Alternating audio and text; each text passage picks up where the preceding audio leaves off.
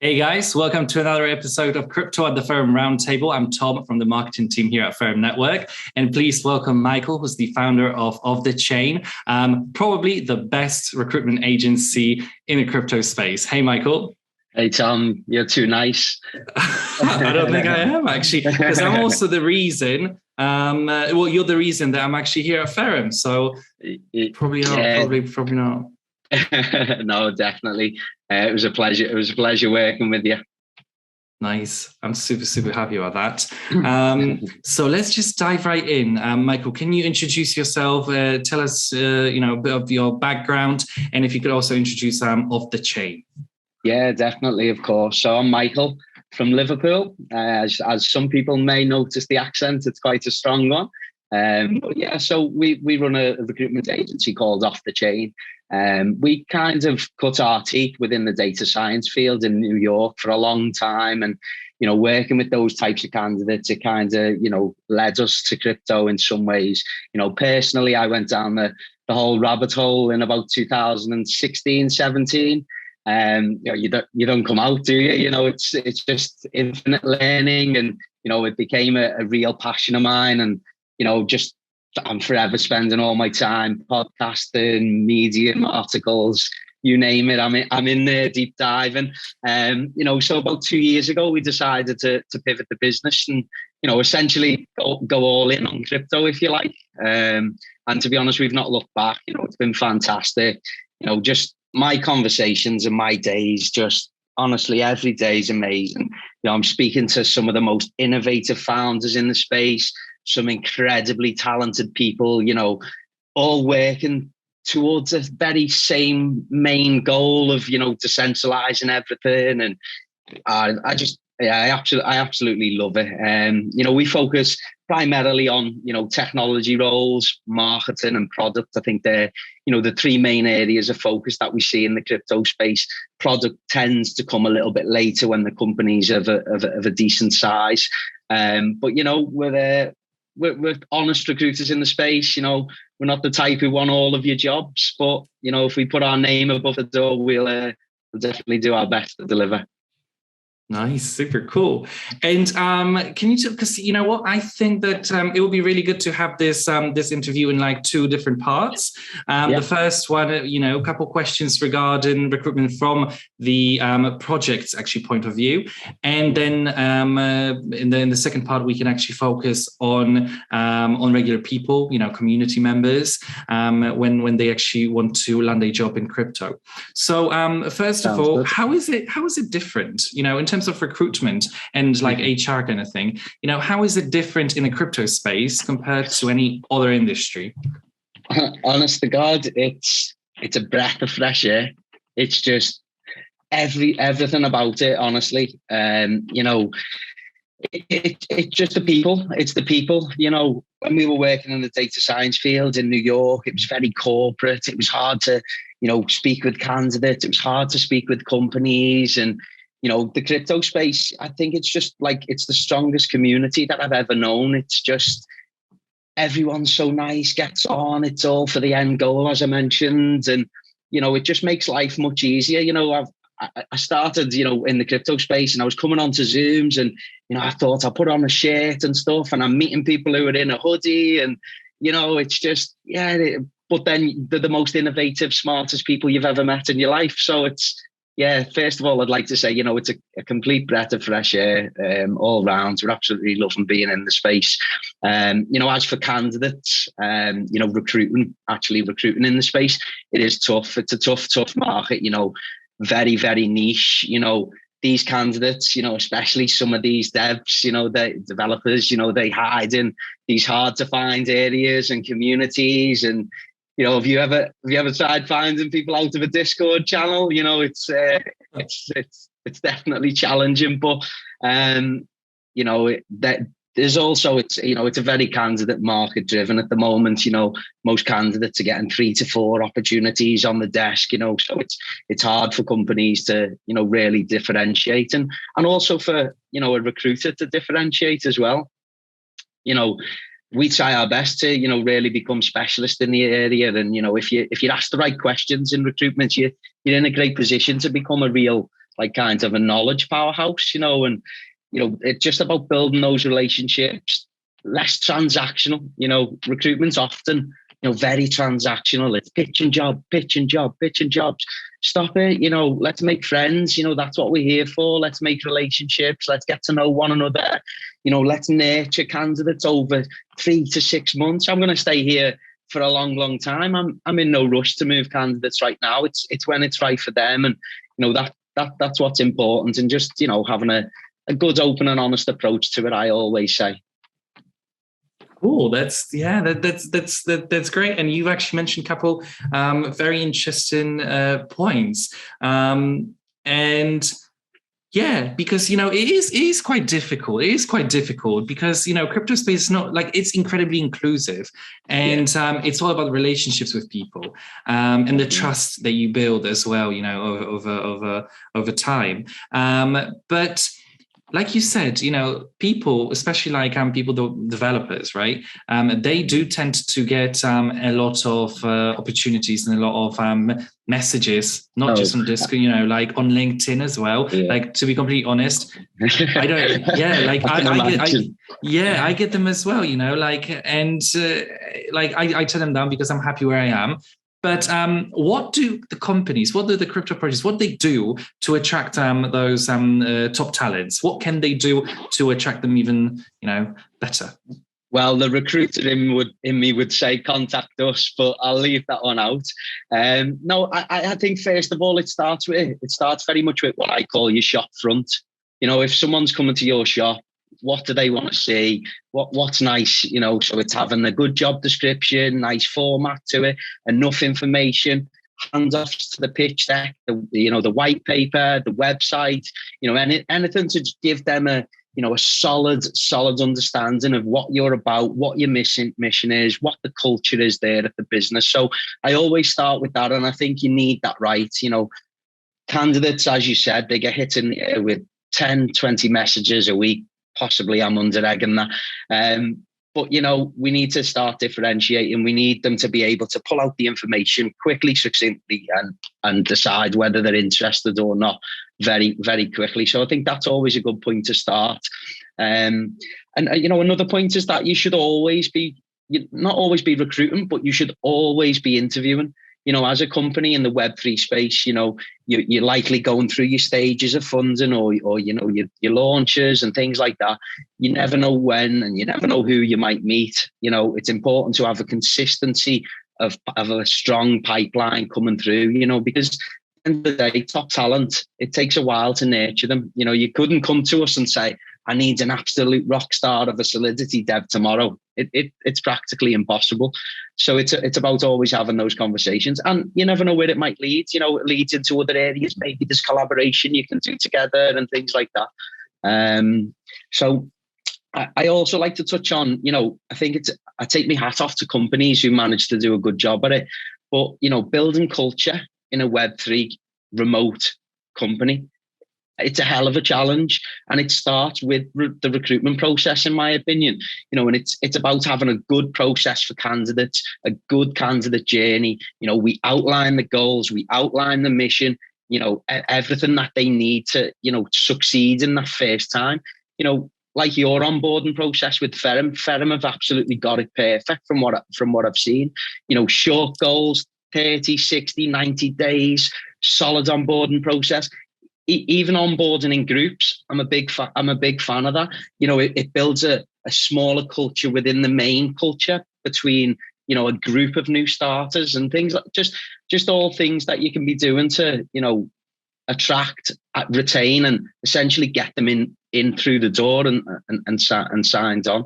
But it's a quick market as well. I wanted to touch on that, because there's a lot of startups in the space. I feel, it's sometimes founders are doing the interview. They'll hire like that. They'll hire after the first interview. So, for certain companies who, want to do long processes and, month take home tests and things, it's not possible in this space. I've lost multiple candidates to other processes, because things have been lengthy. But apart from that, that's about it. Okay. That's good. That's very in depth. And what would you say are the top kind of challenges in Web3, and how those projects and candidates as well, how they overcome them? Yeah, well, it's obvious that it's extremely competitive market. It's a fast growing industry. There's a lot of capital flowing in, which means there's a lot of new startups. All trying to attract very similar types of candidates. Still, the Solidity devs and the Rust smart contract developers, or 6-foot midgets, as I like to call them, because they're impossible to find. Candidates are king at the moment. As I said, they've got multiple opportunities on the table. So, it's definitely about differentiating. It's having those good flexible working conditions, a good work-life balance. Obviously, things like benefits and tokens and stuff, it helps them feel a part of the mission and brought into the culture. We've seen a lot lately of companies paying for, self-development courses, events, things to develop the person on. And I think, definitely the younger generation who are coming through, that's what they want. They want to be developed. They want the funding to be developed and the advice and support to do so. And lastly is the big one, building and retaining a culture with remote workers. It's something that's got to be in the back of your mind at all times. As 99% of the positions that I work on are remote. 50% of those are remote globally as well. So it's a challenge. Cool. It is. Indeed, it is. And what can you tell us about the benefits of engaging with a recruitment company or recruiter in this space? Well, you obviously get a nice conversation with myself. No, but, as a recruiter in the space, I'm super passionate about the space. I'm passionate about doing everything I can to help this industry evolve, and that's connecting people, not for a fee. Not for a fee. There's multiple opportunities and multiple times where, I've connected people within the industry, whether that be to, build startups together because I just feel they're a great match. I had a marketing guy, he needed the tech guy. I had a tech guy who needed the marketing guy. Put them together. They're on with a startup at the moment, and best of luck to them.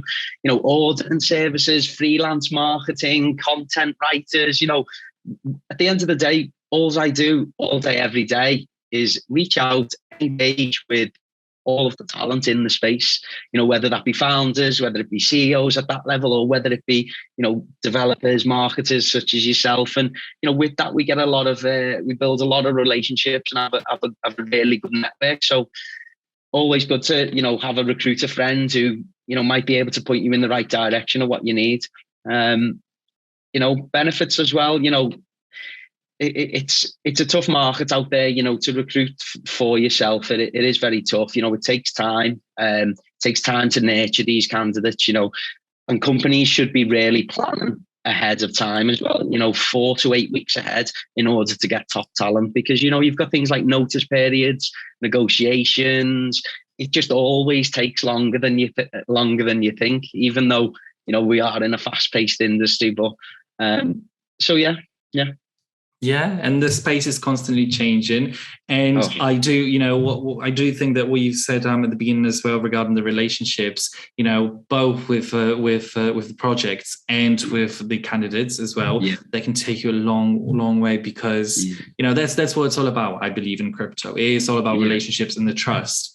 100%. I think it is 100. It's 100% relationships and trust. And that's the best thing about the industry as well. Everyone's very open-minded. If it wasn't open and we wasn't open-minded, we wouldn't be sat here now talking.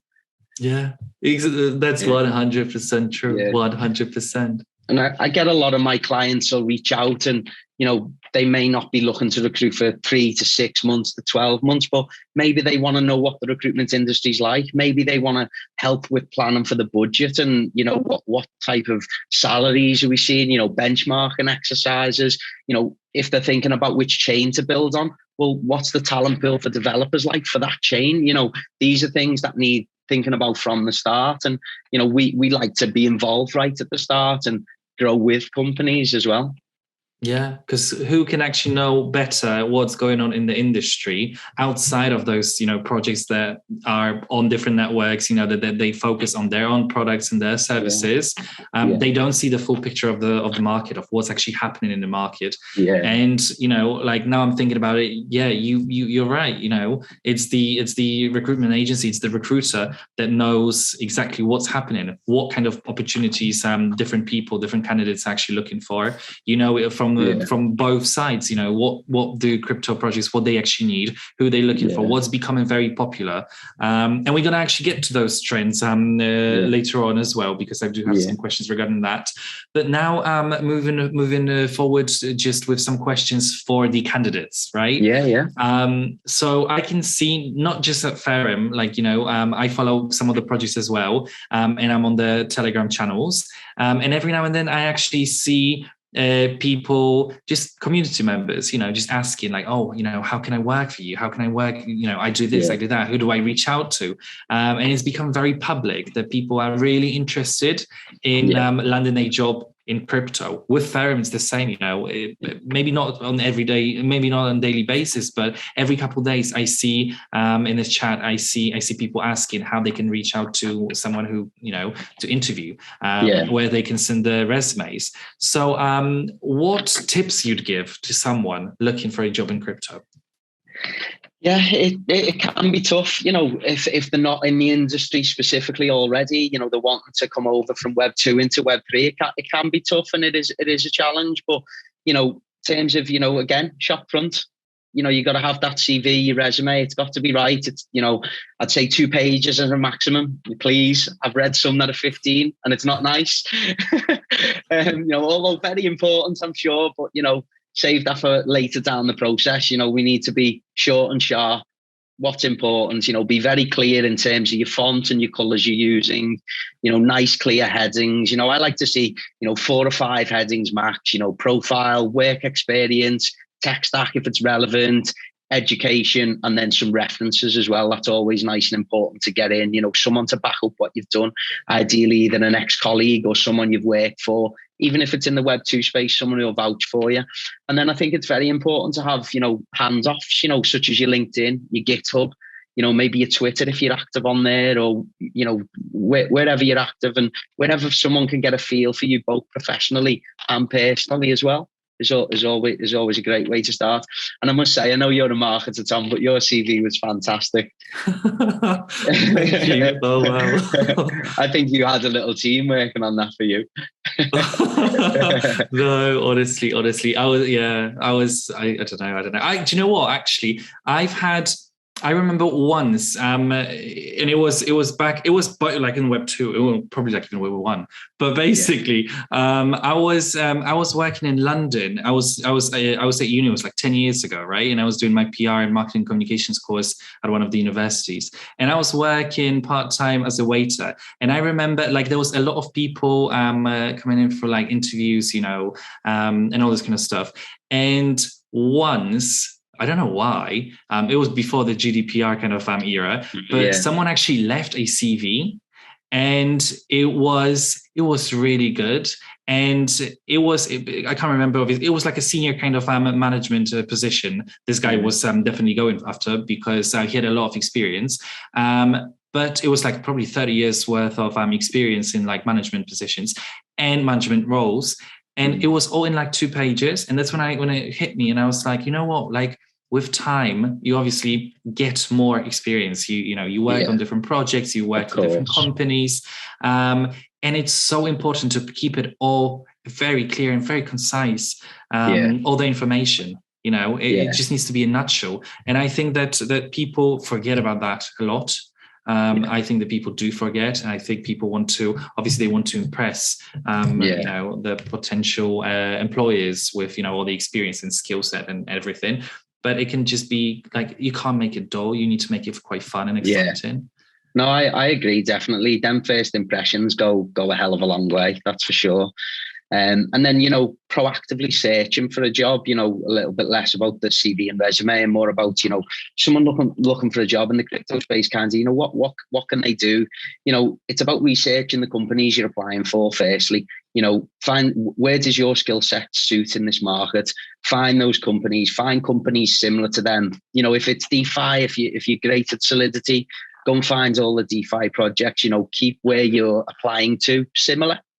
Less, it's less homework for you to do. You can be more focused, more niche, more drilled down, and definitely more specialist. And then, join the communities of those companies, find out what's going on, suss it out, and I always say interviews and job applications, it's a two-way process.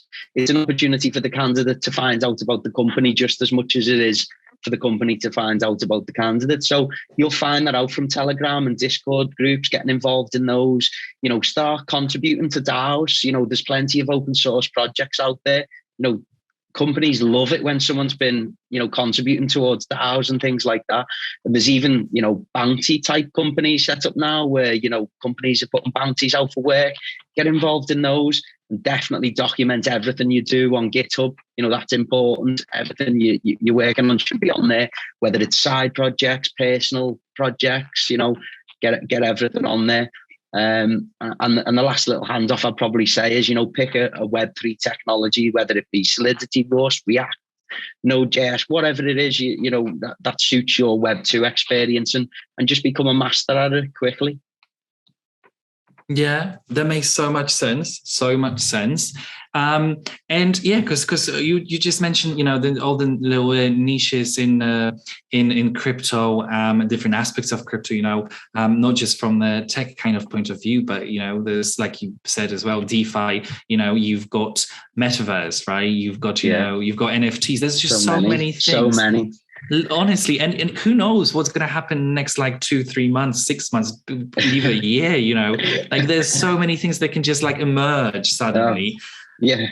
In a couple of weeks, don't mind months, this space, it's just, it's so constantly changing. It's constantly moving. That's what I love about it. That's why I absolutely love about it. But currently, like we're approaching, we're already in the second quarter of 2022.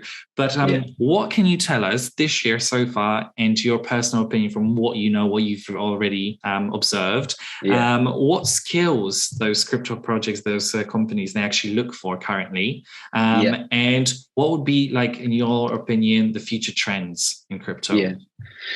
So tech skills, on the technical side, as I said, a lot of the work we do is tech focused, and that's definitely still all revolving around smart contracts, so it's your Solidity and your Rust unicorns. So, it's definitely still around them. I think there's still a lot of work to be done there. There's still a lot there's a lot great with the technology, it's fantastic, but there's a lot of improvements that can be made as well. And, I think it's a race for companies to do that. So we're seeing a lot of that at the moment. We're also seeing a lot of marketing positions. Companies are well aware of, marketing in crypto. It's super important. And I'm sure you'll admit yourself, it's completely different to any other marketing you've ever done in your entire life. Discords, Telegrams, everywhere, getting in those nooks and crannies to build communities and most importantly, retain those communities, as well, and provide value to them. So we're seeing a lot of that. As I said earlier, 3 main areas: marketing, product, and tech. Product tends to come later, but a big trend that we're seeing at the moment is a lot of gaming opportunities. So there's a lot of metaverse projects, play to earn gaming, building God knows what in the metaverse, whether it be selling land, DeFi protocols. So we're seeing a lot of this. So with that comes a lot of traditional positions as well, your Unity and your Unreal Engine developers for the gaming side of things. But, also they need just everything that, normal crypto companies do in terms of your marketing and your tech and things. So they're kind of the trends that we're seeing at the moment. Your last question was in relation to, what do I see in the future? That's $1 million question, isn't it? So, yeah, I think the metaverse is going to continue to play a big part. We're definitely seeing a lot of capital flow into them areas. We're definitely seeing a lot of big companies acquiring companies within that space. I think, we build more and more out in the metaverse. Hopefully these podcasts and meetings are going to happen in there. I think that would be really cool. And, maybe when the missus wants to go shopping, maybe I don't have to go with it anymore and I can just send it in there. But yeah, I think the metaverse is going to continue strongly. Cool. Okay. Thank you for this insight on what you think that's going to be the future as well in the upcoming months and maybe years as well, and what's actually happening in the market right now. I also have another question.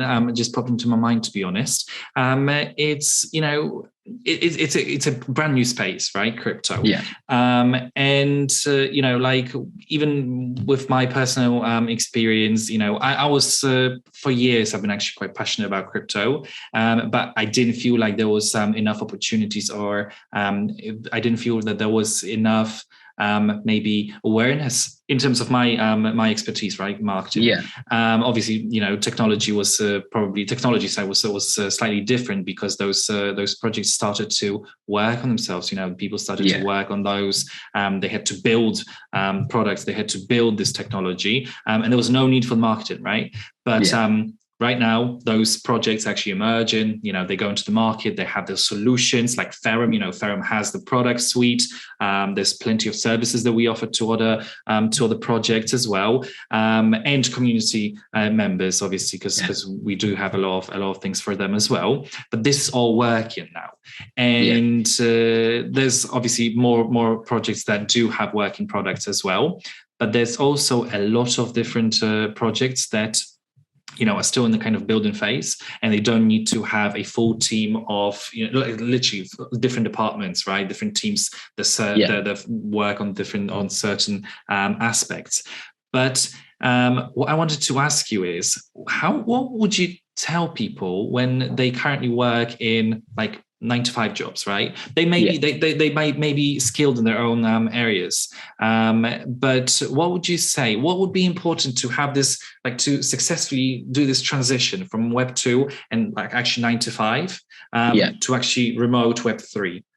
How do you see this transition? Because a lot of people probably could be quite scared. This is something new. They want to try it out, but they're a little bit skeptical. What would you say? Yeah. Do you know what?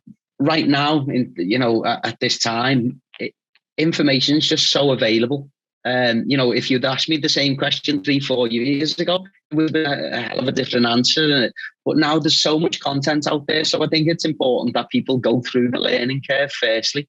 I entered the space through Bitcoin, as probably 80% of the market did. I'm not sure right now, probably a bit less than that. But initially it was Bitcoin, and you learn about that, and you learn about the power of blockchain and everything around there. And then give it a good few months of learning the basics and stuff. You start to venture into the space and you see what else is going on, and it's just exactly the same journey that probably you and I have both gone through. But I think it's important to have an understanding, and with an understanding then becomes a belief, and then with a belief then becomes a passion. And if you find you get to the third stage of passion, then I'd say it's definitely for you. Go all in. And then it's perfect for the right people. It's perfect for fast-paced, open-minded, wanting to have an impact, wanting to work with the coolest people in the world, in my opinion. And a lot of the nicest people in the world as well. Most of the best people I've ever met through business have been in the crypto space, hands down. Wow, I love that. And you're included in that, Tom. Nice one. I love that. I think that's really, really good. And I think that this video and this episode of the podcast as well, is going to be incredibly valuable, not just for projects, when they want to when they want to expand on their teams and they want to hire more people, but also for just regular people like us that want to shift to the Web3 space to start working in the crypto. I think this is going to be extremely valuable, and I think that you've proved already. You've proven that it's so beneficial to have a good recruiter on board, to be in touch from both sides, right? So it's not just the projects, it's obviously the projects, but also just people that want to think about even moving to crypto soon. I'd agree, definitely. Thank you for your kind words there, Tom. Much appreciated. Cool. And okay, how can we find you? So if I'm a founding team from a project and I actually want to reach out to you, and if I'm just a candidate, what do I do? How can I find you? Yeah, I'm on LinkedIn, Michael Deakin. I'm sure we'll drop the link in the chat below. And then if you want to hit me up on Twitter, I'm at Deakso, which is my nickname, which is DEAXSO. I'm quite active on there as well, like being part of the communities and stuff like that. So yeah, I'm always open to chatting, even if you're just thinking about coming into the space, or as a client, as a company, if you're potentially thinking about building a new project, hit me up, pick my brains, use me all you like. I'm here to chat. I love talking, as you can see. So yeah, I'm always keen to build, new relationships, meet new people and make new friends. Cool. Michael, thank you so much. And the links to Michael's social profile is going to be in the description, so everyone can go and connect with him on LinkedIn, follow him on Twitter, send message, get in touch and see where it's going to take you. It took me to Ferrum. So pretty solid. Michael, is there anything else you'd like to share? Any final thoughts? No, that's brilliant. I just wanted to say thank you very much for inviting me on. I've had a really good time and a great chat. I love talking about the space. So any opportunity to do so, I'm always up for that. Thank you so much. That's been amazing. Thank you so much, Michael, for coming here, for joining us. Thank you. Thanks very much, Tom.